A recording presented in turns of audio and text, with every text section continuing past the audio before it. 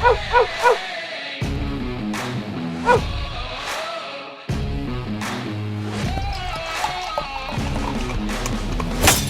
to another edition of the Dogger Pass podcast. This for UFC Vegas 20. I'm Paul Shaughnessy. Before we get into the show here, remember, smash the like button. Helps to bring me and Cody Saftic here in studio, breaking down another card again. I got a little something for us. Well, good, because I'm a dejected, homeless-looking Cody Saftic. Last week got just crushed. Well, good, because I've got dejected homeless beer. Well, you know, we've been sipping on the White Claws. You had some fancy local beers and stuff like that. I got some Pabst Blue Ribbons for the boys here, and we've been hurting for certain on the betting cards. Well, they're warm too. Well, it ain't no better way to stick it to me than they're very warm. They've been in the studio. Like, this is the lowest of the low, but I'll gladly drink it, though. You drink what is available to us at this point. Well, we've had success drinking the beers, getting on track, and have we had success drinking the beers? I feel like we've had one good card. Bed. Yeah, one good card for the whole year, basically. And I'm gonna have one too. Good. Have a warm beer, Pat Mayo. Get in on this. Get in on this action. Have yourself a lukewarm Pabst Blue Ribbon. Yeah, and then we've got this 12. show is not brought to you by Pabst Blue Ribbon. I would like to say, but hey, if you wanna reach out to us, Pabst Blue Ribbon, I mean, we'll drink your beer. We love it. I'll even throw that out to everyone. If anyone wants to advertise on the Dogger Pass podcast, you just email mayomediainc@gmail.com. Get your sponsorships going. Get some bucks. These guys need it. If you like Pabst Blue Ribbon, go ahead and hit that like button. And if you don't like Pabst Blue Ribbon, no better way to get at them than by going ahead and hitting that like button. So 12 fights to talk about. I actually like it. I think it's a pretty solid card. Some decent spots here and there. Just like we've seen through every card so far in 2021. The odds makers are on it. You know, they're releasing these odds well in advance, something that they didn't used to do before. By the time we get to them, they're mushed. Yeah, they're pretty chalky. There's guys that you don't want to overpay on that end up being the apple pie shitters. And then the rest of them, you know, they're pretty accurately lined. It's also hard to find a good underdog. But we see week to week that these underdogs are still coming through. So props to people that were backing Derek Lewis. Because, again, Derek Lewis is a nightmare to anybody who analyzes fights. Like, you can look at it as much as you want. And he comes out there and he does typical Derek Lewis stuff. And then he does typical Derek Lewis stuff and knocks the guys out. Like, pretty crazy to prepare for, but outside of that main event, it wasn't a very good card overall. So we'll jump back into it and hopefully steer the ship back on track. Yep, Derek Lewis, as I said on Twitter, is losing every single fight up until the moment he wins. That's just the way he is, and we've seen it forever. It's like some would say it was unsustainable. At this point, it's just like you can't eat a clean shot from that guy. And lives to tell the tale. Which segues us well into this main event, because when you have the touch of death, it's like you could be losing at any point and you could still just be in the fight. And we've seen Rozenstruik do it against Alistair Overeem. We've seen him do it he's got the death touch, right? He's got a massive amount of power. So even though I am going to be backing Cyril Gane, again, we're about to jump into it, minus 260, just like there's these heavyweight fights that there's an inverted amount of damage, man. So... No, 100%. Watching tape on this fight, I kind of think it's very similar to the Overeem fight. Cyril Gane likes staying at range, using his kicks, maybe not as many knees or whatever, but it's a Muay Thai style of kickboxing that he employs.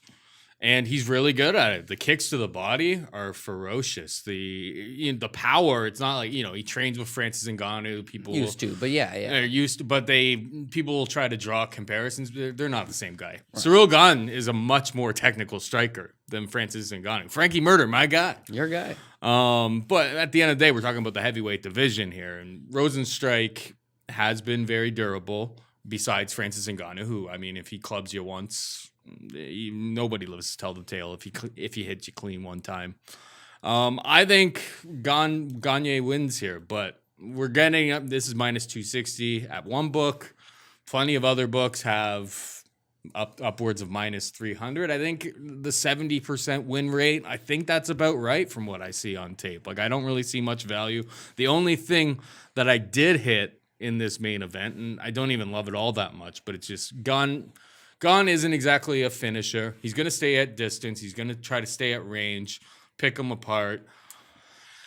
I think I took our fight starts round 3 at minus 145. I don't love it, as I said, but I kind of think this fight is very similar to the Overeem fight with Rozenstruik and Gane.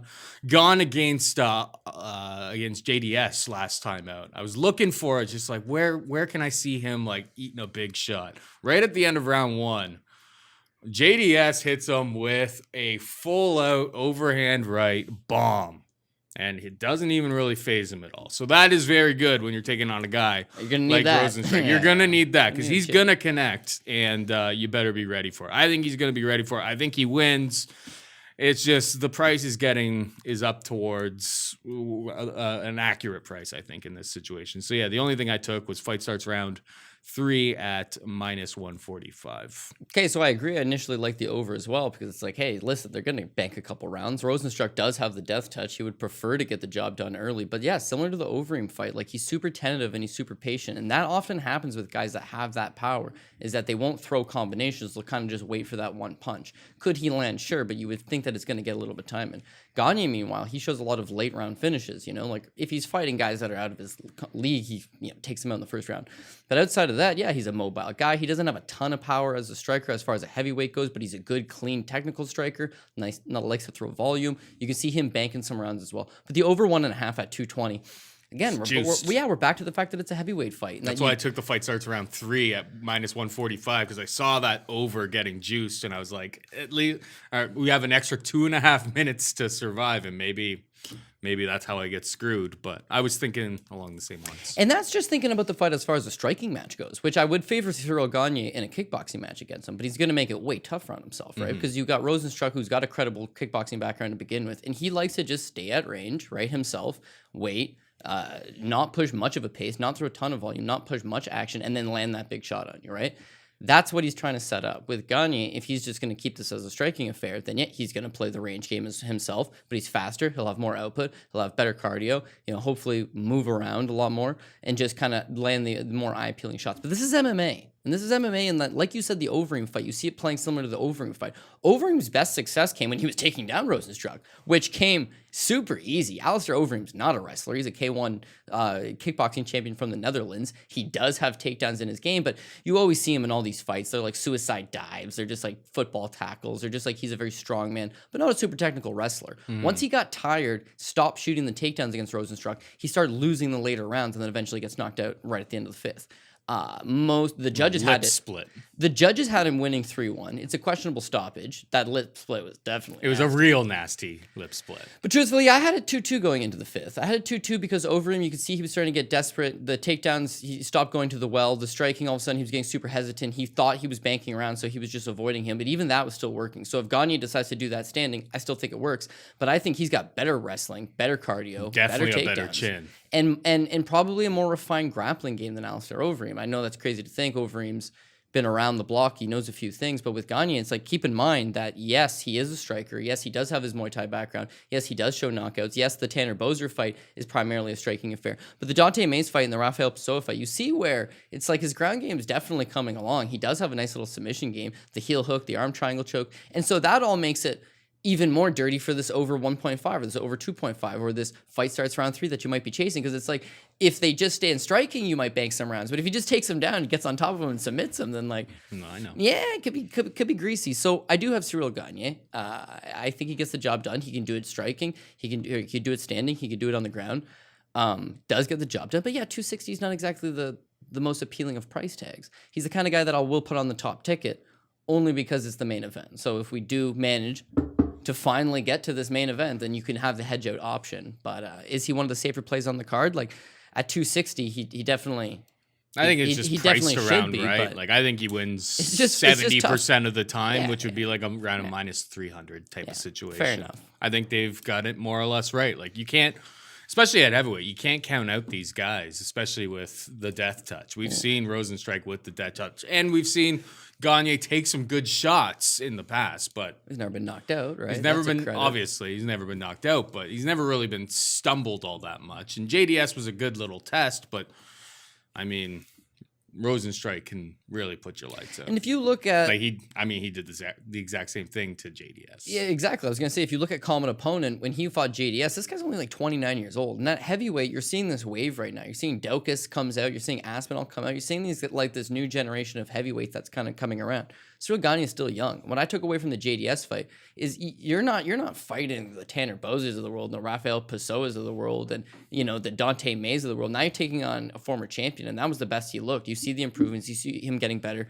and he looks really good against JDS. Meanwhile, Rozenstruik also looked good. Obviously, he got the knockout win, but in the first round, like it's competitive. It's a pretty close round. Like he's not, and then he lands the death touch. Like that's his thing. But I can't bank on a guy on just his one thing, his one move. He's got the power.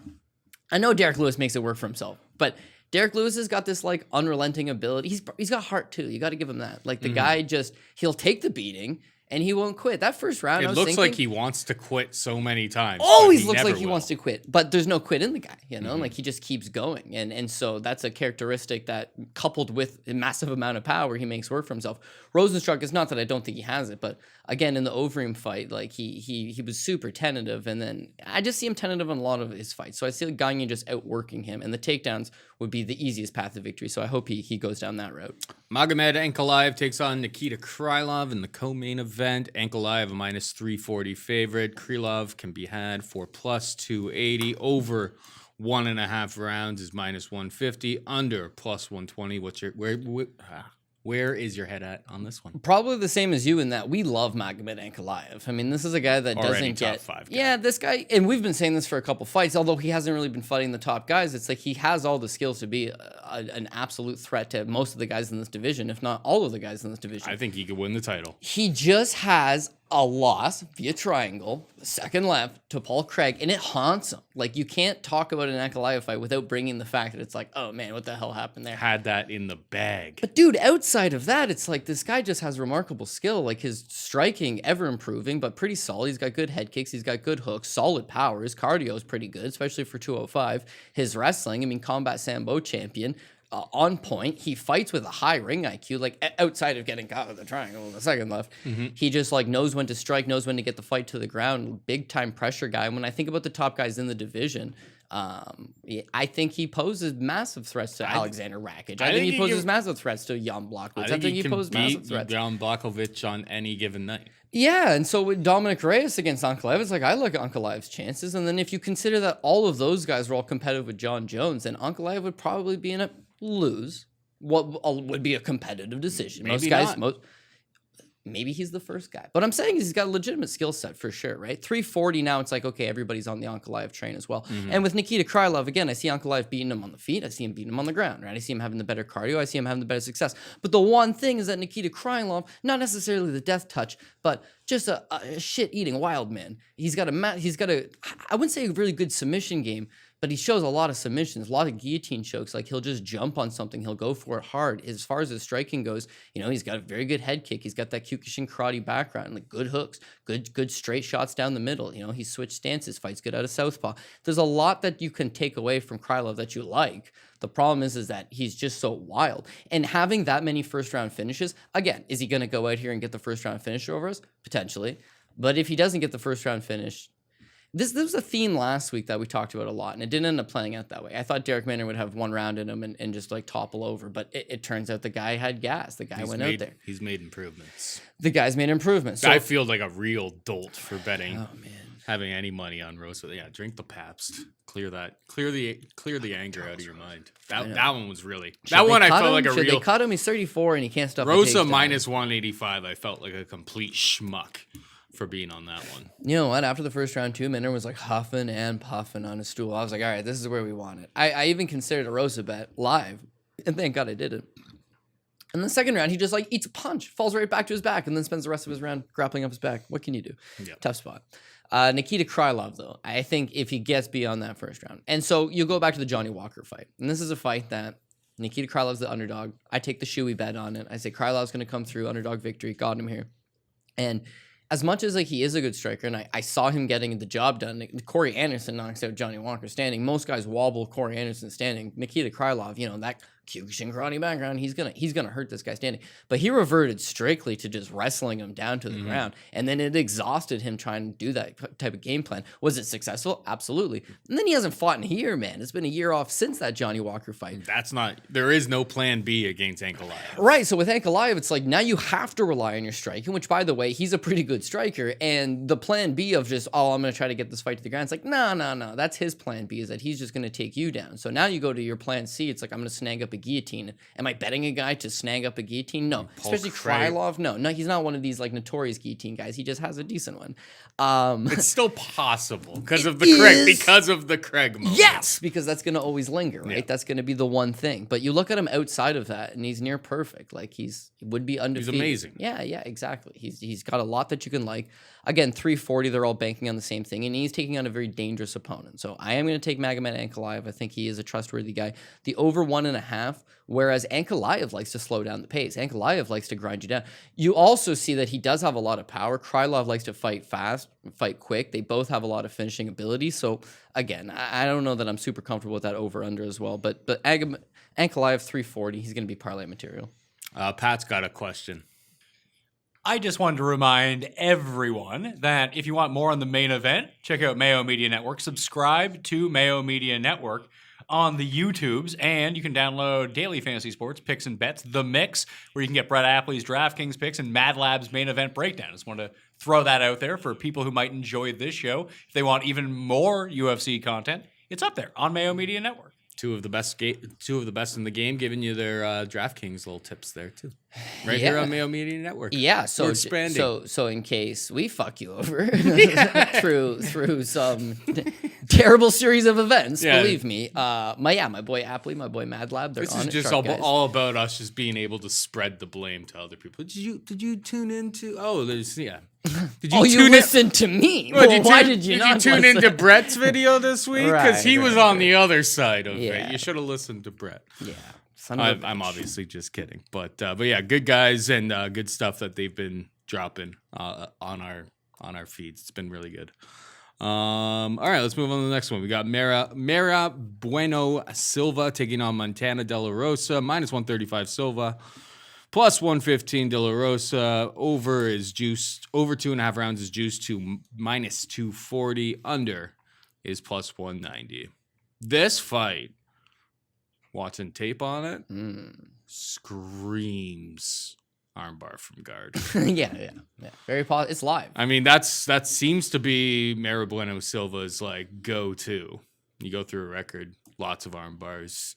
I mean, against Mera Barella, like straight up, just more or less like kind of fought off the takedown for a bit, and then just like kind of pulled guard, and then found the arm bar there. Her striking looks okay. I think it's pretty competitive on the feet between the two of them. Montana De La Rosa, I'll give her a lot of credit against Viviane Araujo in her last fight. Like the heart that it took, like she took an absolute battering. Did she ever? But she kept coming forward, and at the end of round 3, she started to actually get off, started to land some strikes as Araujo slowed down, being like, "Why won't you die?" You know, she was still kind of there. So like props for that. I don't see much wrestling from Mera Bueno Silva. I mean, the over 2.5 is so juiced that I think armbar from guard. I will not be surprised if this under hits at +190. That would probably be my favorite play out of the bunch. I'll pick Mera Bueno Silva. I think her striking is a little bit more crisp than what I see from Montana De La Rosa. A little bit more actionable than what I see from Montana. But pretty close fight as it is lined. What's your take here? Yeah, I'm just going to take a dogger pass on this one. Like, I don't really want much exposure on it, but I think I'll take an underdog spot on Montana De La Rosa. Does she have the prettiest looking UFC run? No, absolutely not. I mean, she's largely been overmatched. There's definitely spots where it's like she's just some skill gap here and there, but there's no doubt that you do see improvements every single time out. This is a very hardworking girl. Her husband, Mark De La Rosa, also a UFC veteran, BJJ black belt. I just think she's really committed to the cause, man. Being an Elevation Fight Team, this is something we talked about last week, you and I, but Shayna Dobson, did it matter for her? No, it didn't. But That's why I'm drinking Paps this week, too. Yeah, I know. We brought it on ourselves. They're brutal. I actually missed that because the fight coverage was a little spotty on the weekend. Yeah, what was up with that, man? TSN just didn't play it. Well, the golf got canceled, or the golf got delayed, so then they had to play the golf. And shit. Anyways, well, either way, you didn't miss much, but what you did miss was Shayna Dobson. I missed like pretty much the entire still, fight until I tuned in around like some point in round 2. Shayna Dobson's like on her back, and I'm like, this doesn't look good. And it was all over. Sorry, I cut you off. No. I mean, Shayna Dobson. That was a bad bet, too. Right. But I mean, the fact remains, it's like at least she was in a good room of fighters. The problem is that Shayna Dobson's 32 years old, primarily a boxer, had a 0% takedown defense number in the UFC. Maybe it's not her time, right? When you look at Montana De La Rosa, again, the run hasn't been good, but when she made her debut, or she fought the Ultimate Fighter against Nico Montano, eventual champion, won the season, won a title for some reason, but still one of the top fighters, right? She's 22 years old, right? She fights the bottom of the barrel. Christina Marks, Rachel Ostovich, Nadia Kassem. Is there a less than a bottom of the barrel? Because that's what this would be. That's just scraping the bottom. That's just the Mount Rushmore of low-level UFC women's competitors, really. Yeah, but again, she's only 24, 25 years old at the time. Loses to Andrea Lee, which is not their end of the world. Has a win over Mara Barella herself. You see that she has a wrestling background. How it translates in MMA, not great, but comparative to a lot of the girls in the division, it's not bad. You see her striking was always abysmal, and she does get hit a lot. She does take a lot of damage. But what you do see in that Vivian Arroyo fight is her striking looked good. She was pressuring. The problem is that Vivian is a terror, man, especially for 2 rounds, and just terrorized her for 2 rounds, battered the leg, beat on her. You see the heart of a champion. I mean, she's also a mother, and just like motherly instinct gets in. It's like, get away from my cub. And she gets right in there and just face is bloody, busted up, and just marching forward the whole time. Has the most success, as you mentioned, in the 3rd round. But you see the heart of a fighter. You see striking is definitely getting better. You see that she has the wrestling. You see that her cardio checks out. I mean, she's pushing a pretty good pace at the 3rd round. Being at elevation, I mean, all those fighters have good cardio. But on the flip side to that, you see girls in that room like Tisha Torres and Rose Namajunas, and it's like, no doubt she's in JJ Aldrich. Like, all good cardio fighters all have a lot to show a fighter like this. And she's still only 26 years old. So I do expect to see more improvements out of her. I do expect to see her get a little bit better. Is she good? No, not particularly. But will she get a little bit better and potentially be, a medium level fighter in the division for sure? And Mara Bueno Silva, like there's not a ton that I love from her. Does she have the striking advantage? Maybe a little bit. Does she have the grappling advantage? Yeah. Her wrestling or her grappling's pretty good. I don't like her wrestling. She is a bit of a guard puller. Don't think she has great cardio. Again, it's just a pass-worthy fight altogether. I would hit a pass, but because we have to make picks on a full card slot, and technically it is an underdog, I think that's an underdog that I would take a shot at. Because so far I've got 2 big favorites, so why not take that dogger pass? Fair. All right, we got Jimmy Rivera taking on Pedro Munhoz. Jimmy Rivera can be had for -150. Munhoz +130. Who you got? Okay, so I got Jimmy Rivera here. You know me, I like Pedro Munhoz a lot, and if he grabs a hold of your neck, you're done, right? He's one of these guys you can bank on a guillotine. But Jimmy don't got a neck. So right away, it's just like, okay, that's one advantage. Hopefully he's not going to get snared up in that. Then Pedro, if he gets you to the ground, man, you're in a lot of trouble. Jimmy is 5'5" and 5'4". He is a little fire hydrant and extremely difficult to get down, let alone hold down if you do manage to get him down. So I honestly feel like Pedro's best weapon, which is his grappling, is off the table. So it's like, okay, Pedro's really worked on his striking. It's come a long way. But he's got no reach. He has like a 60. Neither does Jimmy, but Jimmy makes it work for him. And why Jimmy makes it work, he kicks a lot. And so Pedro, that's what he's been doing as well, just kicking a lot. So we got a battle of 2 kickers in here. I think that they're going to be coming up short on a lot of their punches. I think this fight's going the distance. But I mean, the over 2.5 is 290. So yeah, everybody's on the same page. This is going to be a 3-round striking affair. But in the 3-round striking affair, I think I'm going to edge towards Jimmy Rivera. When you look at Pedro Munhoz against Cody Garbrandt, he is getting his ass kicked. I was riding that train so hard. You know me, man. It was like, but even I found it tough to watch in the first round. I was like, damn, Cody Garbrandt is twice as fast as him, way slicker than him. The problem is I know this guy's going to go out on his shield at some point, and Garbrandt just doesn't got a chin. And the leg kicks pile up. Garbrandt decides eventually, time to go out of my shield. He gets met halfway against Pedro. Pedro puts him down. But the Frankie Edgar fight, you see where it's like, he's not a runaway standout striker. Like, you can still outpoint this guy standing. Jimmy does that extremely well. So I think Jimmy keeps his fight standing. He wins the 15-minute affair. The over, which is the one you like, way too blown up. Decision, which you like, is way too blown up. Jimmy Rivera minus 150 doesn't look like a terrible price tag, but again, if you want to make it better, I think you go Jimmy by decision. What is Jimmy by decision? If prop bet Pat can look into that for us, that because he sure as shit ain't submitting Pedro Munhoz. You can take that off the table. And is he knocking out Pedro Munhoz? Well, listen, Jimmy Rivera has almost no knockout wins in the UFC. His volume's never been all that high, though, has it? In a lot of his fights, who, Jimmy? Yeah, he can throw upwards of 100. That would be my concern, is if it's close. And Pedro just throws more. Yeah, I could see it. I just think that Jimmy will land the better shots. And how do you back the guy up, right? Pedro likes to be aggressive and come forward. Like, he likes to get in your face and put a lot of pressure on you. And with Jimmy, he doesn't really back up. If you're going to meet him, then he's going to land his punches. And if the guy lands his punches, he does have heavy hands. The problem is that, again, he's not really much of a boxer. He's much more in this, like, kick game. Jimmy hasn't finished that many guys, though. No, hardly any. So I think if you're going to bet Jimmy by decision. Again, even money. Even money. Yeah, does it improve it a lot? No. But if you're going to bet Jimmy, it feels a lot better getting him at even money than minus 150. Yeah, you know the submission is not coming. The knockout's very improbable. I mean, who knocks out Pedro Munhoz? Like, yes. Could it happen? For sure. Has it happened? Yeah, I get it. But you just got to think logic will probably dictate that this thing is going 15. They're totally on the same page. That's why they're all over the over, and the fight goes the distance. So why not try to improve it a little bit? And if you are going to take Pedro and you're going to get plus 130, again, I think I would try to juice it a little bit and take Pedro by decision.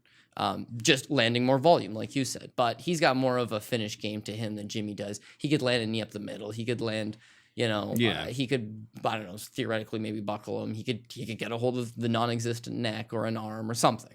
Munhoz by decision is plus 310. He's got more like finishing ability in his game for sure, though. But if you are going to back him, plus 310, just hoping that Jimmy can survive and that he outpoints him, it's not actually a terrible price tag. But my pick is going to be Jimmy Rivera by decision. But again, this is a close competitive fight, and I love Pedro, so it's hard to write him off. Like, I know what he brings to the table. I'm leaning Pedro in this spot. Fair enough. Fair enough. Dogger pass for you? I don't have the numbers in front of me. I just feel like if it's going to be relatively close and he lands those kicks, I think we get a close decision. Maybe he just outvolumes him just by a tad. Like, I think it's going to be a super, super close fight either way. So it's a dogger pass kind of situation. Oh, I hear you. All right, we got Angela Hill taking on Ashley Yoder.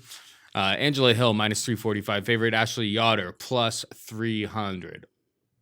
Over 2.5 rounds minus 370. Under 2.5 rounds plus 295. Obviously, there's lots of juice going on here.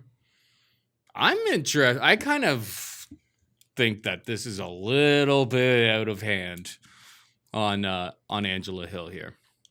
Ashley Yoder looked great last fight. Obviously, it was against Miranda Granger. It's lower level of competition than what she's taking on in this fight. But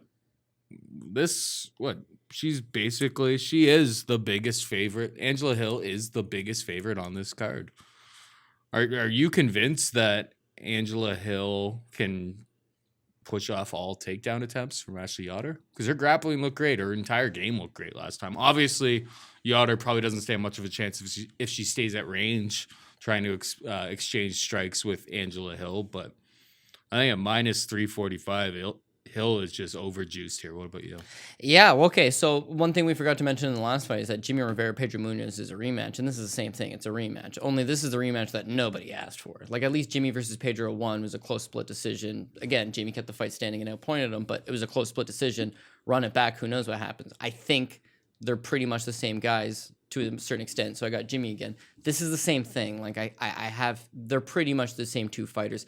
Angela Hill struggled with the exact same thing pretty much her entire career. She's not super physical at the weight class. Her takedown defense leaves something to be desired. If you take her down, you can control her fine. If you keep standing with her, yeah, she's got 3-round cardio. She's got good output. She's got good pace. She's got good Muay Thai. Trains again, very high level, great training partners. Like, she always comes prepared. And she's one of these fighters that can take a fight on short notice and almost performs better on short notice. But there's no doubt about it that she's taken on a very low level of a talent at some points and look great. And then they give her those step up. They give her those girls that can grapple a little bit, and that's where she struggles. Ashley Yoder would theoretically fit that mold. The last time they fought, Yoder went 3 for 6 on takedowns, did manage to get Hill to the ground. It's just like when Hill does get up, she just works her over. Since then, Hill's gone on to fight some of the best women in the division and generally gives a good account of herself. Whereas like Yoder just really hasn't made improvements. She's gotten a little bit older, but her wrestling's not great. Her grappling, those are her two, biggest threats. Not great. Her pressure game, pressuring Hill would be okay. Her striking just doesn't add up. Just is not going to be there. But again, looking over at her last couple of fights, generally, if she's taking on a grappler, she's just not that. Like Ronda Marcos was the better of the two grapplers, and that's Ronda Marcos. Livian Souza, who struggles with physicality and strength in this division as well, was the better grappler. The Miranda Granger fight last time out, I thought this was going to be a cakewalk for our girl Ashley Yoder. And man, like Granger was strong, made her work. Eventually, Yoder's able to use that ground game. Could she use that again and beat Hill? Sure. It could happen, but I think I would have Hill to edge it out. But the price tag, it's like edge it Biggest favorite out. on the card. Yeah, and it's going 15. Surely. We've got, again, another over 2.5 minus That's so 370. juiced that's not even, don't even touch Not even worth it. Not even worth it because everybody gets on these opening lines. They're soft openers. You hit the soft opener. The card is now 2 weeks later. And you get these overs that are just completely juiced out of play. But again, what I'm saying is we all think it's going 15. The last time it went 15, they generally fight for 15. We get a decision. And I got Angela Hill getting taken down a couple times, but she'll get back up and she'll land the better striking to let the judges know that the striking outweighed the grappling for that round. And get like that's that. No, I want to like you're gonna walk in there and absolutely blister through these people. Now, when you look at the other big favorites on the card, Magomed Ankalaev, that's way safer. But Nikita Krylov, he's a dangerous guy, right? With Gane, it's like Rozenstruik's a dangerous guy. At least with this one, it's like it's going 15, Like, I don't think Ashley Yoder springs the submission. I don't think Ashley Yoder gets the knockout. I really don't think that happens. So, like, she's going to just have to land those takedowns, grind her up against the cage, make this a dirty affair for 15 minutes, and hopefully squeak out a unanimous or at the very least a split decision. But, yeah, I mean, I am going to pick Hill, but the minus 345 is just like that screams massive pass. And if there was going to be an apple pie shitter on the card, like I got a feeling that putting Hill upwards on tickets could prove to be somewhat disastrous. All right, we got Alex Caceres taking on Kevin Croom. Caceres minus 205, Croom plus 175, over 2.5 rounds is minus 180, under 2.5 plus 150. Where's your head at here? Okay, so I actually like Kevin Croom as the underdog, actually. Really? Yeah, so in ways he's very much like Derek Minner, who we've seen on the weekend, where it's like, he's taken a little while to get to the UFC, but now that he's here, it's like he has a really refined game. I mean, he has almost 35 professional fights. He's fought in a lot of top quality talent. Has he always come up victorious? No. But I mean, those are all learning experiences, and you see him get a lot better. You follow anything on social media with the guy, he's in great shape. He's really hungry. He wants this opportunity. He makes his UFC debut at 33 years old. It's like this is probably one of the best versions, if not the best version of him you'll see. But he's refined. He does have that win over Derek Minner. He's lost to decent talent. He's got some wins. And then he jumps up in the UFC and takes on Roosevelt Roberts on like a week's notice. He comes in as a plus 435 underdog. Big underdog spot.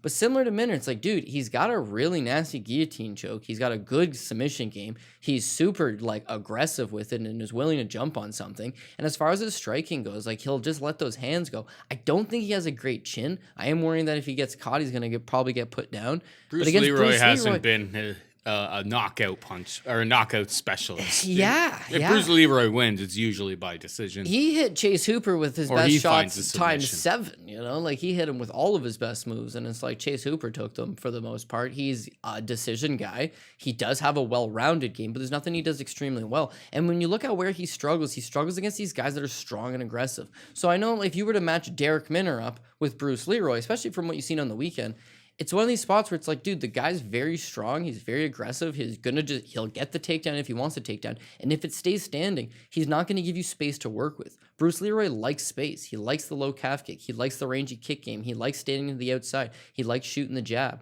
But he doesn't like to get in the pocket and brawl with these shorter guys. He likes to kind of use his length to his advantage. Croom, I just don't think Croom's going to fight that game. I think he'll just be head forward, go after him. Again, he could catch Bruce Leroy in a submission, but beyond that, just get this fight to the ground, power him to the ground, hold him there, and out-grapple him for a couple of these rounds. If it stays standing, kill the space, kill the distance, get in his face, muscle him down. I just think he's a really live underdog at plus 175. So again, we see underdogs, they come through all the time. Bruce Leroy, he's got like 24 fights in the UFC, and he's basically a 50-50 fighter in the UFC. Like, he's lost a lot of spots that you thought he was going to win. He's won in a few spots you thought he was going to lose. But he's getting older. He's kind of just like that mid-level guy. And historically, people with submission abilities have been able to put him away. He's seemed to have fixed that part of his game in his most recent fights, but like earlier on in his career, that's how you beat Alex Caceres. Yeah, and I get that he's fought in guys like Kron Gracie, but like they've all made it easy. And consider this: when he lost to Kron Gracie, he was 14-12 as a professional, right? But then he beat Steven Peterson. Okay, and it was a close fight, but he beat Steven Peterson, who's a non-factor in the division. He's really, really small. He had massive like reach and size advantage. Tiny little 35er, right? And then Chase Hooper, it's just like, okay, so he beat Chase Hooper, and we were all foolish to think that Chase Hooper was supposed to be good. Kudos to Bruce Leroy, but not a high quality win. And then he beats Austin Springer. It's like, well, you're expected to do that, man. I mean, Austin Springer's just no good whatsoever. So is Bruce Leroy in a 3-fight winning streak? Yes. He's back. He's a factor in the division, or is it like, yeah, that's what he does. He when he fights those low, he also shows wins over Martin Bravo. Who's Martin Bravo? Where's he at? You know what I mean? He lost to Gwen Wang. Same thing. Ooh. He has a win over Rolando D, long since been cut. I know. Right? Lost to Jason Knight, no longer with the organization. The loss to Yair Rodriguez. Cole Miller as a win. Masio Fulton as a win. Both cut. Francisco Rivera, cut.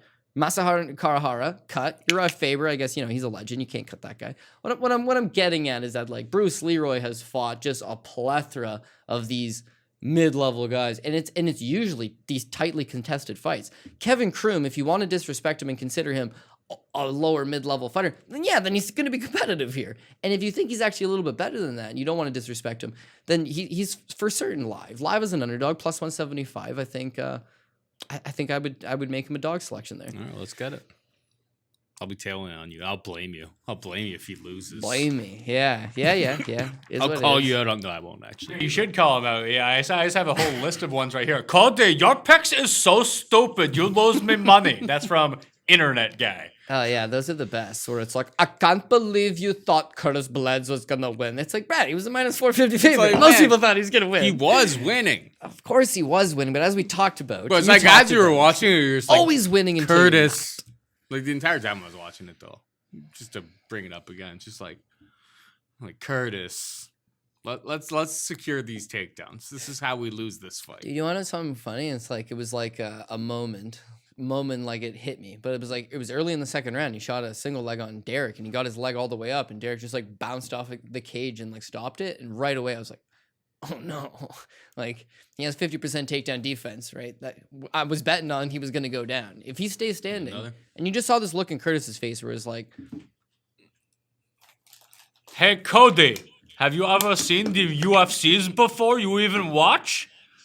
Now, the best was the Imavov fight, right? Because I got a lot of messages that were like, why didn't he just get off the cage? He was a better striker. It's like, he couldn't get off the cage, man. Phil Houses clinged on to him. Like, that was just a tough go. He almost got him late in that fight, too. He almost got him in the second round. He almost got him in the third round. And I actually did score to draw myself, which one judge had it, because I think that's nothing happened in the first two rounds. Was going to be fair because third round was a 10. Yeah, round one it was the biggest Haas, but it was a bullshit, like a lot of cage control and holding. Actually, round one, I guess he took him down and he controlled him. That was like first round clear. Phil Haas' most definitive round. Round two was mostly cage control. Second round, Imavov rocks Phil Haas's cage control. Yeah. He's winning the round. Imavov rocks him, hurts him bad. It's now an Imavov round. There's like a minute 40 seconds left. Obviously, Haas is hurt and he doesn't want to strike, so he just pushes him up against the cage, and the kid pulls guard on a Kimura, and then spends the rest of the second round on his back. Yeah, and it was like that was the moment. That was the moment where it was like, you just gave up 2 rounds. Now you need a knockout. I'll give it one thing, dude. He was super tired. It was like a not much of a pace, but it was a hell of a pace. Like, it was a grind. Like that's very. He'll only get better from there, but it was an eye-opening moment amongst a bunch of them on that card. So we don't have to talk about that anymore. Nope. We can talk about Alexander Hernandez taking on Thiago Moises. Hernandez minus 185, Moises plus 160. Here's my problem with Alexander Hernandez. He's a dick. No, he's just a gasser, man. And it's like, I don't like laying. If I don't think you can go 3 rounds, and I think Thiago Moises has the ability to go 3 rounds against anybody. He doesn't gas all that badly. I just get nervous, like, laying any sort of chalk on you. Like, I haven't seen, I know he's training in Denver. Maybe we're going to see improvements every single fight. But, like, last time out, Grootsmacher, he's a massive favorite. Has so many size and physical advantages over a guy like Grootsmacher. And yeah, he gets it done in the first round. But, like, that's not my issue with Alexander Hernandez. Right. This is a guy with a win over Beneil Dariush. My issue is I would have loved to see him get into round 2, round 3, and see if him being like a 2-round fighter is a forever thing, because Moises, whether you like him or not, like, Michael Johnson was absolutely lighting him up. Oof, bad. Round 1, and then he found that the ankle grab. But against Bobby Green fought a pretty silly game plan against him. And just obviously Bobby Green doing Bobby Green things, just, saying that he gets hit in the face and that it doesn't hurt, so on and so forth, not throwing enough output out there, loses a close split decision in that spot, and comes through as a big underdog. Moises comes through as a big underdog. I think Hernandez has a lot of, physical advantages again in this spot here, but I'm not laying minus 185. So I guess it's dog or pass if you're forcing me to take a pick here, because until I see it, I'm just going to assume that Alexander Hernandez is going to crumble in round 3 every single fight. Fight that I'll be definitely watching very closely. In terms of the odds, I could see Hernandez getting out to an early lead and then just starting to fade, slow down. Like, a lot of the problems that we've seen in some of his fights is just, he's trying to fight off of his back foot, but he's just trying to close he has too much distance that he's traveling. He's hopping and skipping around on the outside. Yeah. And it's just like, that's exhausting, just wasting energy. Mm-hmm. Maybe we'll see, him finally, like, when this guy beat Beneil Dariush, the amount of hype surrounding him. Everyone thought that this guy was a future champion. He was talking, and he talks a mean game and everything like that. I just don't trust him at minus 185. I can't get on board. So, yeah, dog or pass if it's gun to my head, but more of a fight that I've got circled for live betting opportunity. What about you? Yeah, I hear exactly the points that you're making with Alexander Hernandez. It's like, he looks like he's a phenomenal talent, a good athlete, got all the skills, but, like, does he got the heart? Does he got the chin? Does he have the desire? Does he have, like, the ring IQ? But I think he's got a good way of, this is my biggest problem with him right from the onset, right? He debuts, he beats Beneil Dariush. It's like, man, that was not supposed to happen. Then he beats Olivier Aubé-Mercier. Nice win, man. That is a quality victory for sure. Now he gets a Donald Cerrone fight. It's like, man, he's 26 years old. Like, they've really moved him along quickly in this division. And he talks one hell of a game. But his problem is that he was training out of his, like, local gym in Texas. And he's just running amok on these guys. Like, he's by far the best guy in the gym. He's not really pushing himself. When he fought Donald Cerrone, it's like he got massively exposed by, like, a nice, clean, technical striker who's got veteran savvy, gamesmanship. Got it all, right? Donald Cerrone can prove something to a young guy, and that's what Alex Hernandez's humbling moment is. He loses the fight. His next fight against Francisco Trinaldo, he looks no good. He wins a decision on the basis of the fight is in Texas, right? He's the Texas boy. He's the local guy. He's still training out of his small local gym in Texas, and he looks super flat. And again, it's just like you're saying, man, the guy bounces around a ton. It's a ton of just, like, wasted energy. Like, maybe it's nervousness. Maybe it's like he's just anxious to get the job done, but, like, you can't do that over the course of 3. And a guy like Cerrone who's so laid back in there takes advantage. Okay, it's going to happen again. And it does against Drew Dober. Drew Dober is a very credible striker. Drew Dober's got very hot hands. And he's one of these guys that doesn't panic in there. He's been a striker his entire life, right? He's an American Muay Thai champion. You see his run in the UFC. He prefers to strike. You see the run that he's on right now. It's like, the guy's just made a lot of improvements to his game. Hernandez looks okay in the first round, but fuck me, Paul. He is bouncing around everywhere. Like, he just shotgunned 2 Rockstar energy drinks and is just fired up, and it leads to his demise. But that's the moment where he leaves that small Texas gym and says, you know what? If I'm going to get better, I need to go. And allegedly just packs up his car with all of his personal belongings and drives from Texas all the way to Denver. Links up with Factory X Muay Thai. And the only fight we've seen him since then is the Chris Grutzmacher fight. But man, he was not bouncing around like that. He was way more relaxed in there. He was way more just like, I'm going to take my time. And he did look good. He's only 28 years old. We know he can wrestle. We know he's got power. We know he's got some good striking. He's just got to get more fights under his belt and get more cage time. And like you said, I would love to see him get 2-3 rounds against Grutzmacher. But there was a huge talent gap because one guy's Alex Hernandez, all the skills in the world, starting to put it together. And the other guy's Chris Grutzmacher. So here's my problem with Thiago Moises. Where does he win this fight? Right on the ground. But can he take down Alexander Hernandez? No, I don't think so. Not until late. And if he's going to be standing and striking with Alexander Hernandez, you got to keep in mind, this is a Thiago Moises that's got 3 knockout wins on his record in his entire career, right? He's not a knockout guy. His striking, not very good. You did see what Michael Johnson was able to do to him. But even the Bobby Green fight, right? Does he win it on the basis of his striking? No, he got outstruck 85-42. And both guys scored 2 takedowns. It was like ring IQ won him the fight. Like Bobby Green is like, bobbed when he was supposed to weave, like he just did everything wrong in that fight and loses what, if you go to MMA decisions, I mean, most of their media members all scored the fight for Bobby Green. It was just like Bobby did it to himself.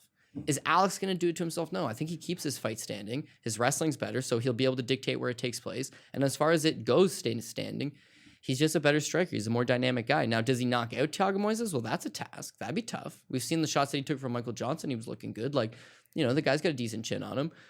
And if it does get to the 3rd round, who is that favorite? Thiago Moises, like you're saying. But I'm just going to favor the narrative of Alex Hernandez is still young. He is making improvements. And you've seen the humbleness. Like, before the Cerrone fight, it was funny, but he'd be like, I'm going to send this cowboy Yeehaw back to the retirement home. Like, he was aggressive on Cerrone. He's like, damn, this guy's like, he's got a McGregor. He built up. Got a McGregor. I mean, it and worked. He just couldn't back it up.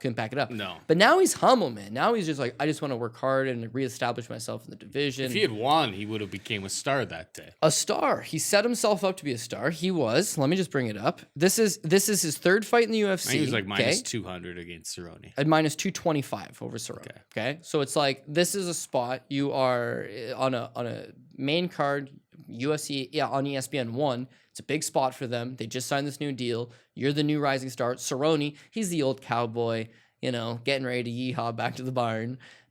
Send this guy out, man, and become a star. And he doesn't overcome the hurdle.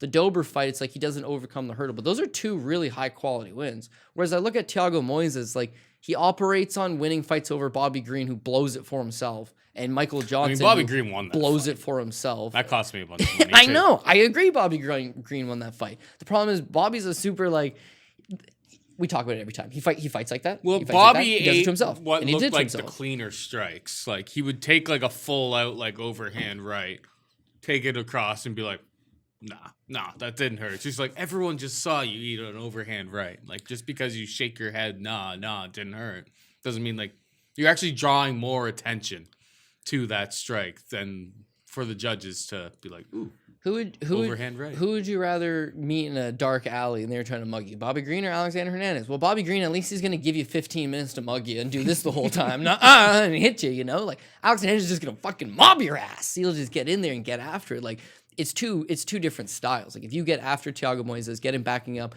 don't let him outwork you. Who does he outwork standing? Only Bobby Green. Which, again, you look by the numbers, he got outstruck 2-1. It was like, well, he got the takedown when it mattered right at the end of the round, and he established a little bit of control with his takedown. Those are the things that got him the win. You don't think that could happen here? I just don't think he gets the fight to the ground, and that's his path to victory. All of his fights revolve around him getting the fight to the ground. Yeah, he won a fight on the Contender Series by head kick, but whatever. I don't see him as a striker. I don't see him knocking out Hernandez, and therefore he needs to control him on the ground with a few takedowns. If you're not consistently taking down Bobby Green, which again he did take him down twice, and you're not consistently establishing top control, yeah, I think Hernandez is going to be a problem. And again, I am buying into the narrative that him at Factory X ate a slice of humble pie, still young, still athletic, still making improvements. I'm going to give him a shot. So minus 185. Don't be this week's Nate or who were we just talking about that blew it for us? Fuckhead, Charles Rosa. Don't be this week's Charles Rosa at minus 185. Just go out there and do what you're capable of doing. And I don't mind Alexander Hernandez. All right, we got Kuramagomedov taking on Alex Oliveira, minus 150. Kuramagomedov comes in on short notice. to take on the plus 130 Cowboy Oliveira. No totals, at least at the time of filming for this, because Kuramagomedov, we're going to have to learn how to say that one. That's a real mouthful. Kuramagomedov. I think it's Kuramagomedov. Magomedov with Kura at the beginning. Ramazan. The other Ramazan. Obviously, Kuramagomedov was on the Contender Series, didn't get a contract, fought Jordan Williams, who I think he looked kind of bad in that spot, because Jordan Williams, I think we learned, is just like cast iron chin, tough. will not die. Kind of one of those types of guys. So I think he kind of got the cold end of the draw. So they didn't give him some sort of complete, absolute schlub on Contender Series. That's how a lot of these guys get their first round finishes, and they show up like Luis Cosi, and and it all goes downhill after that. And it all goes downhill after that. Alex Oliveira was getting ready for this fight. Randy Brown. Here's another guy though. It's just like gasser, big time gasser. And if your last name ends with OV, I have faith that you're probably going to be able to fight 3 rounds.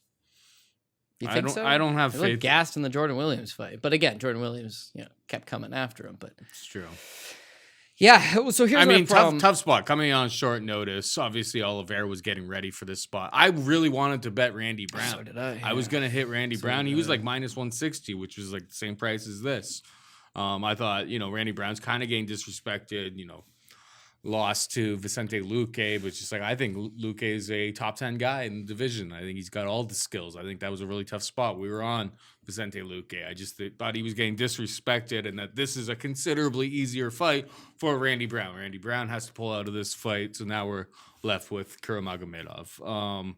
I haven't made a flat out decision, but another guy in Alex Oliveira that's just like he's just been a historical gasser. Fights about 7.5 minutes, and shit really falls off the handle for him. He just can't keep it all together. So I got a theory about that. Tough for me to get on board with him. Maybe you can sell me on Ramazan. Okay, so with Cowboy Oliveira, right, the other cowboy, he's got like 8 kids with 7 different baby mamas. Mm-hmm. So what I'm thinking is, when he goes in and competes in the octagon, he can't really be in any one place for too long, because then child support is gonna fucking catch up with him. So he goes out there, and I got 6-7 minutes to be in this bitch, and then I got to go. And he either puts it on you, or you put it on him. But I agree. Like, his cardio, it just doesn't seem like he's prepared anymore. He just doesn't care anymore. And you can make all the jokes about he used to God, fight at that's a lot of baby 155, mamas. right? He was massive at 155. He was massive at 155, but you saw there was a different look in his eye. I know this is going to sound stupid, but there was a different look in his eye. Remember when he fought Gilbert Burns? He comes in, short notice. It's at 55. The guy's massive. He's a massive underdog against Gilbert Burns. Who the fuck is this guy calling himself Cowboy coming to the UFC? And he wins the first 2 rounds over Gilbert Burns, puts it on him, busts him up, closes his eye, and then in the 3rd round, he tires. And he got taken down, he got armbarred. But like right from that moment, it was like, this guy's working with something. He's extremely strong. He's a former bull rider from Brazil. At 55, he's just going to ragdoll you. And then all of a sudden, he can't make 55. He's a big boy. He's the real cowboy. Yeah. Well, I mean, Donald Cerrone still owns a ranch, and he's still wrangling bulls. You ever watch Yellowstone? I feel like Donald Cerrone just fit in well with those gang, with that outfit. Anyways, what I'm getting at though is that was him at his best. That was him young and hungry, and I just made it to the UFC and only had 3-4 baby mamas at the time. But now, just the wear and tear and the damage and the more baby mamas and everything's just kind of, when you see him go out there now, he just doesn't look as physically in shape. Again, he is at 170 now, so we didn't expect him to be as strong as he was at 55, but there's just like sometimes he shows up and sometimes he doesn't. And you're seeing him not show up more times often than not, right? You look at his run of losses. So the Gunnar Nelson fight, he looks awful, I thought. He didn't look very good. But in the 2nd round, he tires. He wants no more. Okay, it's a loss to Gunnar Nelson. No big deal. Gunnar Nelson's a top guy. The Mike Perry loss, it's like straight up, man, he got out hustled by a street fighter. And it was on the basis of he just tired. He just tired. He didn't care. Maybe he thought he was going to win. Maybe he thought it was a walkover opponent, but he did not look good. And it really showed you where, like, Perry's a good size 170. And this guy is supposed to be a good size 170 himself. Like, Perry's just too physically strong for him. Had a better gas tank and everything. Had better technique. Like, what's that? that's one thing about Cowboy, right? He's super loopy, like he's wild, he's reckless, but he's like doesn't have sharp technical boxing. He doesn't have cardio. His wrestling's all like muscle the guy to the ground. He follows that up with a loss to Nicholas Dalby, doesn't look good. His win over Max Griffin, split decision win, did not look good. Arguably lost the fight. And then that last time against Shavkat Rakhmonov's coming on a short notice, right? And he's got a good reputation, but we haven't seen anything from him high level. And I remember, myself included, but everybody universally is just like, Cowboy's checked out. And everybody bets Rakhmonov. It's a really good price. Rakhmonov goes out there, fucks him up. And it just looked like he's mentally checked out. I was fully on board with what you were saying with the Randy Brown fight. I think Randy Brown is one of these hungry guys, wants to go out there, ever improving, good striking, good grappling, good cardio. Like he just matches up really good against Cowboy Oliveira. Now you get Kuramagomedov on short notice. It's like, I want to just follow this narrative of fading Cowboy Oliveira, but it's like, I don't particularly like this Kuramagomedov all that much. Kuramagomedov. Kuramagomedov. Just like think about them as two words. Kuramagomedov. Kuramagomedov. There you go. Yeah, Kuramagomedov. Now, when Kuramagomedov, I'm pretty sure managed by Ali. He comes on to the Contender Series. He's got an undefeated record. He's beaten guys with nice-looking records. And when he was on PFL, he beat Robert Hale as well. So he's got some nice wins, right? Robert Hale, a couple guys with nice-looking records that weren't great. When he fought Jordan Williams, my beef is that he was a minus 400 favorite over Jordan Williams. So he was supposed to go out there and look really good. And again, he wins a split decision. And if Ali wasn't his manager, good argument he didn't win the decision. It was a close fight. He almost blows it as a heavy favorite, and they do not award him a contract. So he ends up back in Russia, beats a 5-5 opponent, ends up in New Jersey, CFFC, wins a win over a 4-2 opponent. Like, these are all fights he's supposed to win. And now he's debuting over a guy who's been there and done that and beaten good guys and lost to good guys. But and could be checked out. But could be checked out. But the guy's on short notice, and his cardio didn't look good against Kuramagomedov. He's got 8 kids to feed. He shouldn't be checked out. He needs both checks, not just the show money, man. You need the win money, too. He might still have one in the bank. And if he's still got one more left, plus 130 as an underdog play on Cowboy Oliveira, we know he's got the experience. We know that physically, you're not the strongest welterweight anymore, but you should be able to hang with this guy a little bit.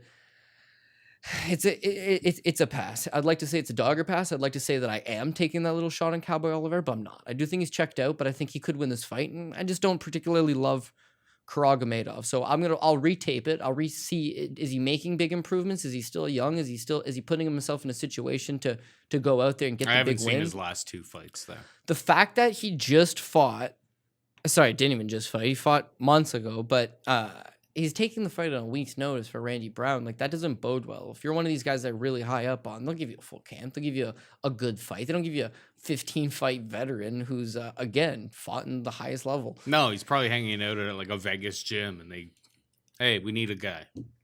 He's on that list. He's on the list that they clearly have a list right now. No, the only advice I could leave you with is wait till weigh-ins. Wait till weigh-ins. Does Cowboy come in looking good? Is he fired up? Is he energetic? Does he look like he wants this? And this other guy, is he gonna miss weight because he's short notice? Does he have an excuse? Does he look a little soft? Does he look a little drained from a tough weight cut? Outside of that, it might be a pass, but I'll wait for weigh-ins to make a decision. Sabina Mazo takes on Alexis Davis, minus 210 Mazo, plus 180 Davis. I mean, the total is the most juiced one I've seen in a long time. Over 2.5 rounds, minus 400. Alexis Davis, just historically very, very durable. The skills aren't exactly all there. Damn, she could take a shot. But damn, she could take a shot. She can hang with, she's hanging with everybody, save only like Ronda Rousey. Got her out of there pretty quick. But for the most part, you go through her records, just like she just continues to stay in the fight. She's losing a lot of those fights, but she hangs in there. I think it's hard to have too much faith in Alexis Davis at this point in her career. A little bit past her prime is that not exactly a stretch to say that she is past her prime. We haven't seen her in quite some time now either. Mazo's on her way up. The price makes sense to me. Mazo is the pick based on volume, just striking ability on the feet. What about you? I think it's probably a more winnable fight for Alexis Davis considering what they've been matching her up with. But yeah, I don't see her coming through in this. Keep in mind, you mentioned that like, oh, she's a little bit past her prime. She hasn't won a fight in over 3 years, right? So that's pretty telling in itself. But the UFC's done this girl absolute no favors. Like, yeah, she once upon a time did fight Ronda Rousey. gave one hell of an abysmal effort, but former Strikeforce champion, someone who's been around the game for a very long time, fought in for now into her second decade. Like Alexis Davis has been around and has that durability, but she took some time off, had a kid. I believe her and her husband opened up a gym. He's a BJJ black belt as well. And life's getting married for them, and she wants to make her return to fighting. And they give her Caitlin Chukagian. So it's like, okay, one of the top girls of the division. And way too fast and technical for Alexis Davis, but that's a tough fight coming off the shelf. She gets Caitlin Chukagian. Then they give her Jennifer Mayo. We're just like, okay. I mean, there's a title contender who's been an Invicta champion and is strong and bruising and top of her game right now. Like, that's a tough fight for Alexis Davis. And then they give her Viviane Arroyo. It's like, I'm not really understanding, right? Like, they're giving her some real tough fights every time out the shoot. She's a former title challenger, so she becomes the springboard for other people that they want to promote. Yeah, and Sabina Mazo, does she fall into that bracket? I think so. Yeah, I agree with you. I think she falls in that exact same bracket. Alexis Davis also makes 32 and 32 for whatever it's worth. So if she wins a fight, $64,000. That doesn't sound like a whole lot of money, but the UFC's not looking to give you an easy fight for you to go out and win and collect some money. They want you to go out there and fight someone decent. So I agree with you with Caitlin Chukagian. It's like, hey, we're building her into a future title contender, right? So she gets the Alexis Davis rub. With Jennifer Maia, it's like, yo, we just signed her. She's an Invicta champion. We want to build her up into a title challenger, so she gets the Alexis Davis rub. With Viviane Arroyo, it's like, this girl looks good, man. She's a young, up-and-coming prospect. Cardio leaves something to be desired. She needs rounds. So we'll give her the Alexis Davis rub, right? And now you got Sabina Mazo. She's only 23 years old. And yes, when you see her on LFA, she's just head-kicking everybody. In the UFC, it is a work in progress. She's still got to figure out how to use that range, how to use that length, how to use the grappling as well. But at a King's MMA, like, they are heavily invested in her, and she just continuously does make those improvements.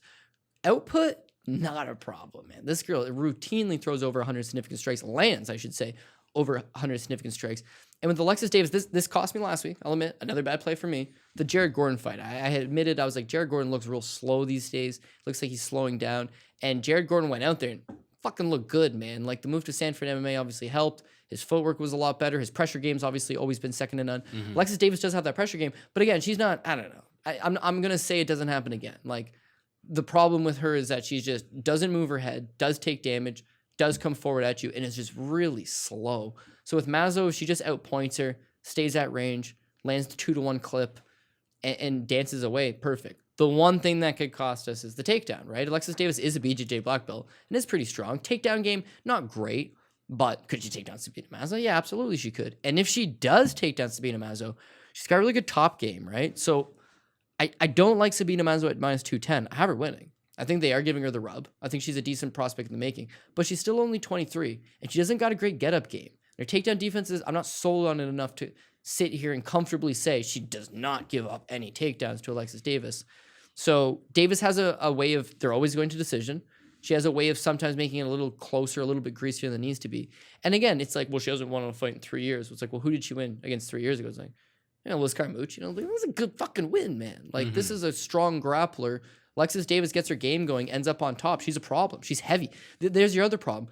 She's fought in the majority of her career at 135, right? And she was not out of place at 135. Alexis Davis at 125, even slower.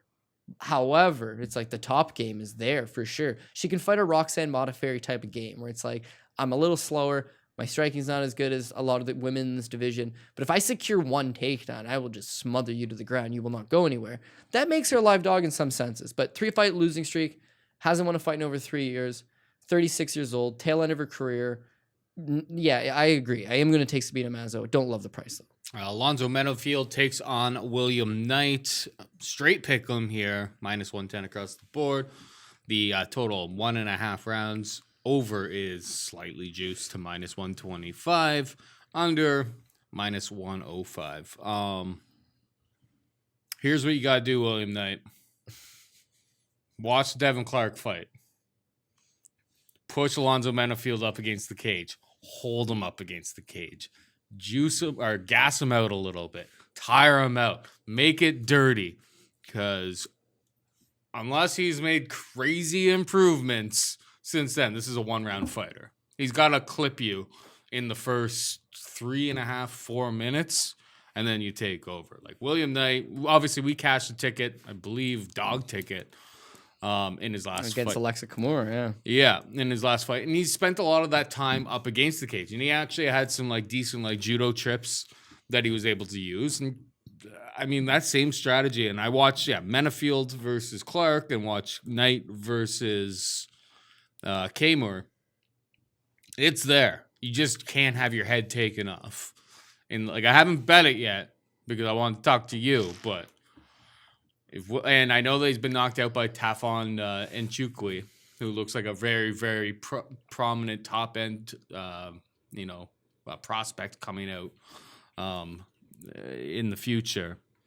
The path is here. Don't get your head blown off. I know, like Devin Clark, his face got absolutely assaulted early in that fight. You gotta survive one round, baby. You survive one round against Alonzo Menifield, you win. So I haven't bet anything on this yet because I think the best option is to watch this fight, make sure that William Knight's head doesn't get knocked out in the first like 3 or 4 minutes, and then bet William Knight. Yeah, hey, fair. Like, we want to see a lot of cage, like, hold him up against the cage. You want him to be a stinker. You got to stink it up early on, and then you'll take over. I don't have much faith in Alonzo Menifield fighting long-term fights here.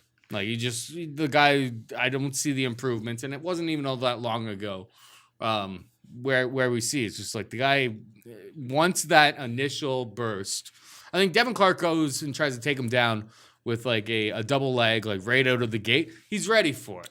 Yeah, he's able to sprawl. He's fresh, able to push it off. But just like you wear this guy down, and it becomes your fight. By round 3, Devin Clark's riding this dude. That he wasn't able to take down early on. He's just rid him, controlling him. It's a very, very clear thing. You just can't have your head taken off in the first little bit. Yeah, fair enough. Did you used to watch pro wrestling back in the day? Like Attitude Era wrestling at all? Yeah, of course. I know Powell remember it. That they would have this like special guest referee where they'd be like Val Venus or Billy Gunn or Ken Shamrock. Somebody would be the special guest referee for the match for whatever reason, right? At an angle, right? They should totally bring back the special guest referee and make it Jared Cannon year, because then we could have a trifecta of who's got the best pecs in the game, man.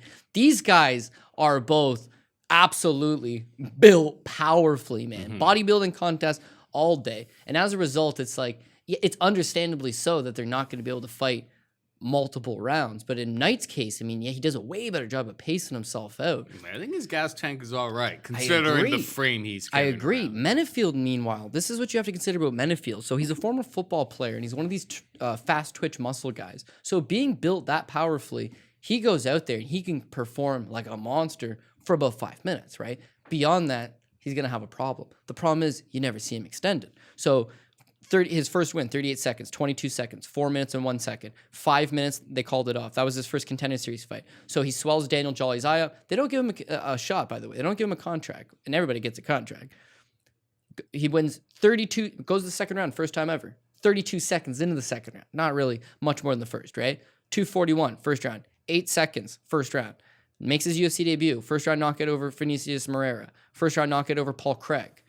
Now the Devin Clark fight, damn, yeah, he looked pretty decent in the first round, didn't he? He had that nice little uppercut in because Clark would like dip his head and come forward, kind of like didn't want to get hit, put his head down, try to close the distance. He hit him with the uppercut. Definitely did swell the eye up. And then the second round, like Clark just did the same thing he did in the first round, just go back to pressing him up against the cage. And then all of a sudden it was like, man, he's not letting his hands go. He's getting tired. He's getting exhausted. Now he's exhausted. Now he does give the takedown up. Now he's done, right? And you could argue that it was 1-1 going into the third because even though he didn't look great in the first round, he did the damage, right? Yeah. Second round, he loses on the basis of he can't get his back off the cage, and he's slowing down significantly. In the third round, it's like, okay, buddy, catch that second wind, Fortis MMA, undefeated prospect, this is Alonzo Menifield, he's got the goods here. And it's just like, no, man, he was completely exhausted. So now this is the interesting thing. UFC, no favors. Why would you book him against OSP in a return fight? Like, tough go. But OSP looks like he's at the end of the rope as well. So, cool little fight, I guess. And it should be explosive.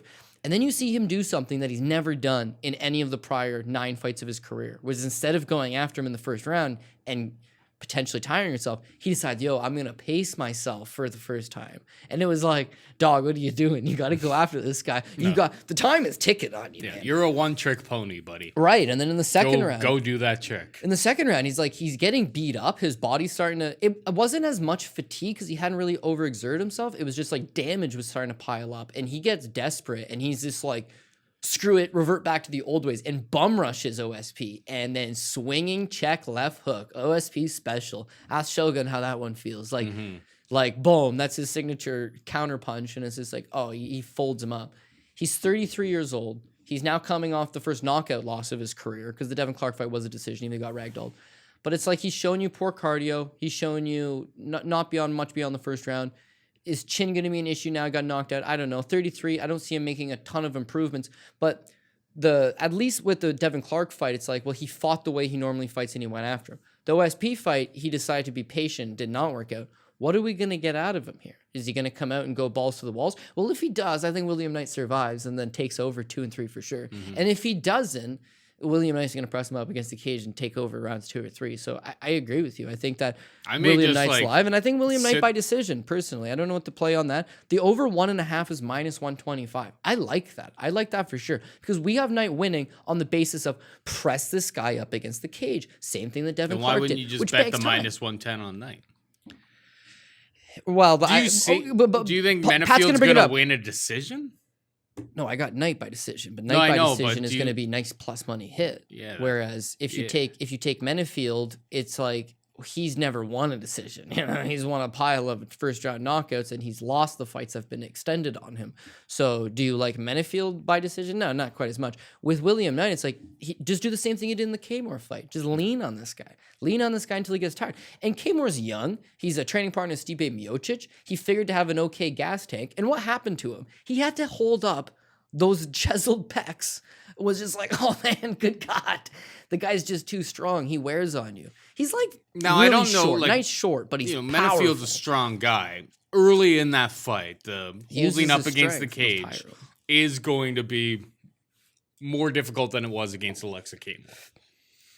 A stronger guy. Yeah, stronger guy. But again, stronger guy, he's going to have to exert some of that muscle in order if you go with that game plan. For sure. Yeah, and like, does he go out there and knock out William Knight? It's like, okay, so you go back to the Njoku fight. With Njoku's got a really accredited kickboxing background, but when you watch that fight, it's like he took his back and smashed him, right? Because it was like, oh, the guy's got wrinkles of a ground game. Like that kind of cost Knight a little bit. But Knight's an overachiever. I mean, he's usually the underdog coming in these spots, and the guy gives a good account of himself. And I like those spots where it's like this guy floats under the radar, has some skills, but fights a good game plan. That's what's getting him the win, is the game plan. It like you say, he's got to stink the place up a little bit. And you know what? It's not to say you won't end up with a highlight reel finish at the end of the night. It means you're going to have to stink up the first 9 or 10 minutes of the fight. And just like, by the way, that the Devin Clark fight, man, that fight sucked for 2 rounds. But then in the third round, it's like, oh man, Devin Clark's just dominating him. So what's your takeaway from that fight? Devin Clark looked good.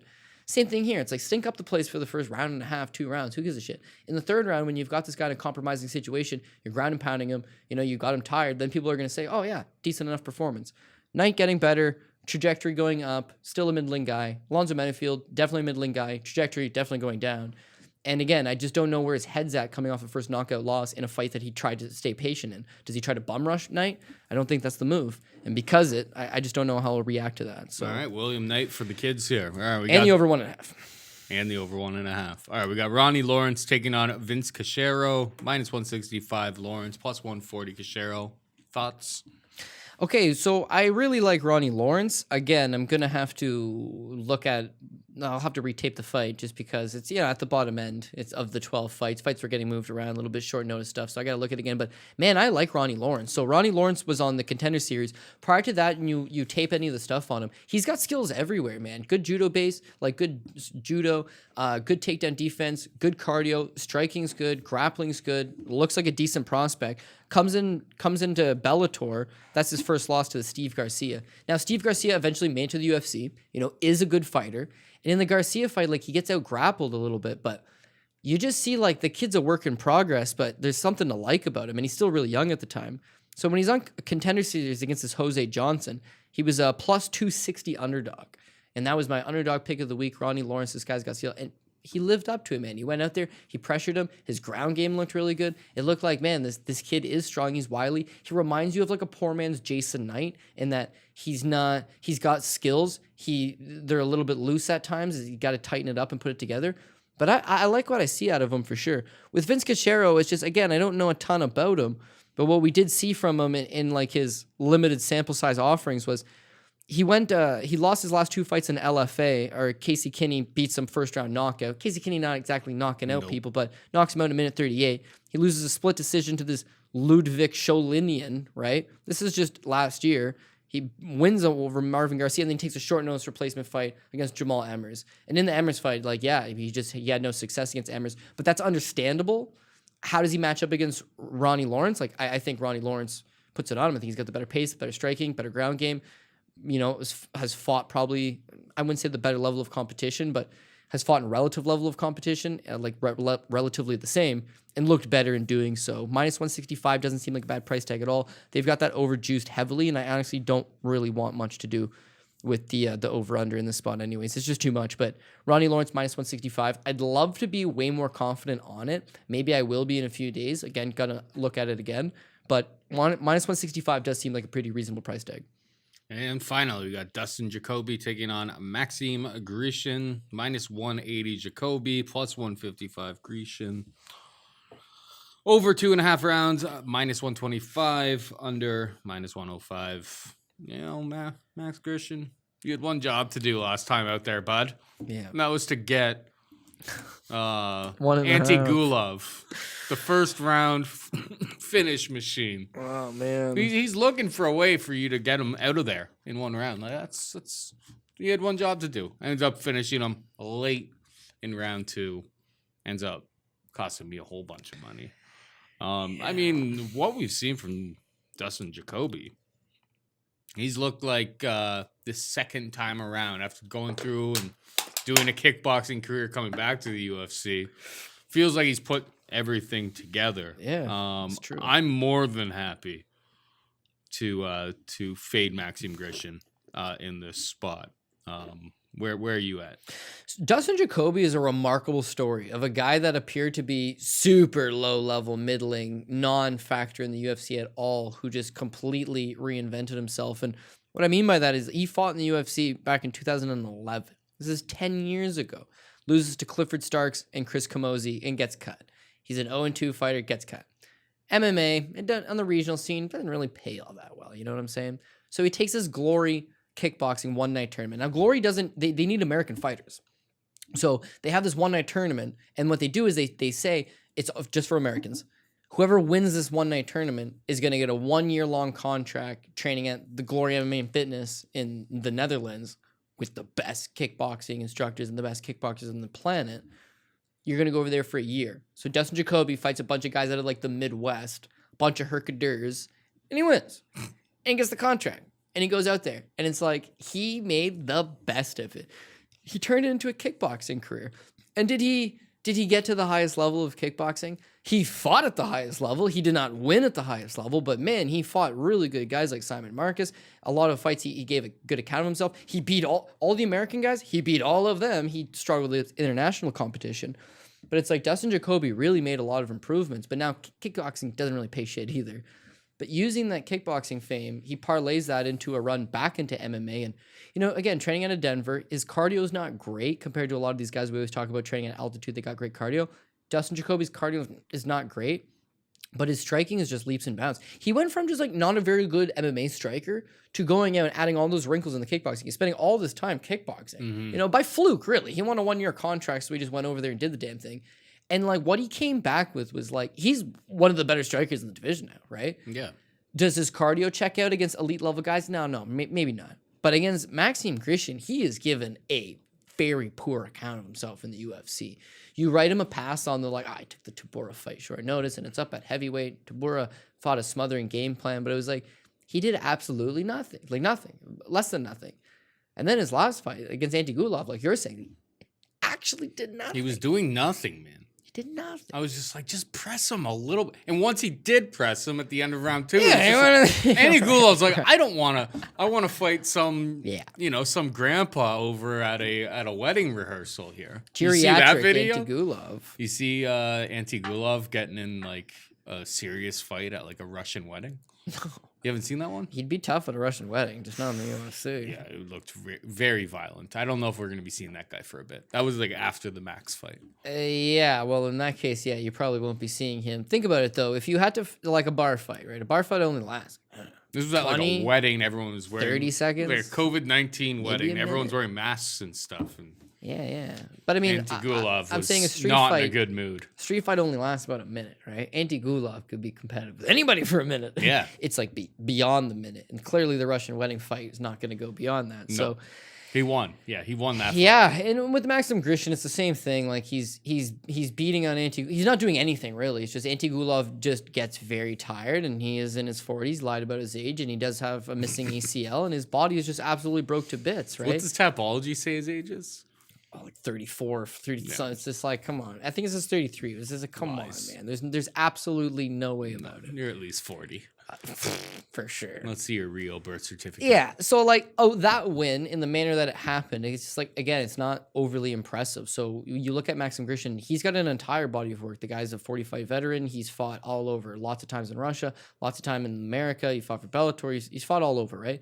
But I just don't see him getting any better. I mean, he's supposed to be a striker, but he doesn't let his hands go, and he doesn't have any power. Let's be real. Like, when you look at the Antigulov fight, he did hit him. He hit him with a bunch of combinations and had no success, like no stinging power. Dustin Jacoby's getting Antigulov out of there under 1.5 rounds and cashing that ticket from me. For sure. I would say Dustin Jacoby takes out Antigulov in the first round. And if Antigulov just clung on to him for whatever reason, then early in the second, he'd just be exhausted, he'd be hurt. Dustin Jacoby's a much better striker. So now Grishin needs to go to his plan B, which is the wrestling. And like, it's just not good enough. Like you saw in the Tabura fight, mind you, it's a bigger guy and it's short notice. It's like, he just doesn't got anything there. Throughout his career, he's had success taking down really low-level guys, but no success taking down these bigger guys. He's just a generalist. He's a cookie cutter. He's got a little bit of skills in all these, areas of MMA, but nothing that he's a runaway standout in. So do I see him taking down Dustin Jacoby? Not consistently. And then, therefore, we got a striking match. If we got a striking match between Dustin Jacoby and Maxim Grishin,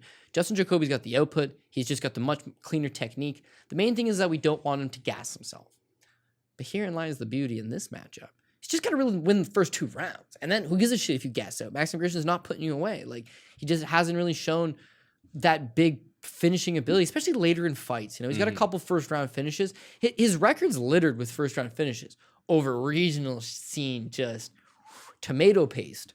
But as far as like taking on decent guys, like no, like he doesn't usually materialize a finish in those slots. And Dustin Jacoby, I mean, he's struck with better guys and he trains with better guys on a daily basis. So sign me up for Dustin Jacoby, minus 180. As far as the over-under goes, like Grishin is durable, so I would like to say it's going to hit that over. But with Jacoby, like he does, I would say over. It's going to hit over 2.5, and which is minus 125. It's like decent enough. But more so than that, I think I would just take Jacoby straight up. Sounds good to me. All right, we are just about out of time, but before we go, hit him with the PRP. Okay, so the PRP hasn't been going so good, but now that we've just got ourselves Pabst Blue Ribbon in this bitch, a PB, a PBR. Okay, we're gonna go Cyril Gane favorite, Magomed Ankalaev favorite, Montana De La Rosa dog number 1, Jimmy Rivera, Angela Hill, terrible price. Kevin Kroom's gonna be dog number 2, and then Hernandez.